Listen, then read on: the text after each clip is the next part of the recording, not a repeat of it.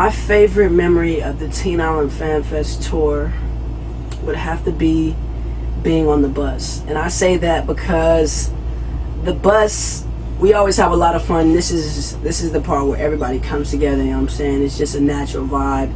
And I had a lot of fun, you know what I'm saying, just getting to know everybody.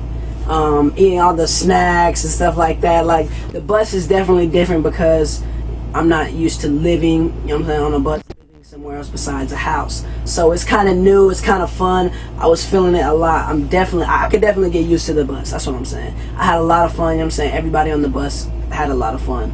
We all joke around, you know what I'm saying. Freestyle battles, just crazy stuff. You know what I'm saying, stuff kids like us like to do. And the bus would definitely have to be my favorite part of the Fan Fest tour, and I really enjoyed it. And thank you to everybody else who came out and supported the tour, because we had a lot of fun. We hope you guys had a lot of fun, and that's my favorite memory of the Teen Island Fan Fest tour. Holla at me, it's your boy Khalil.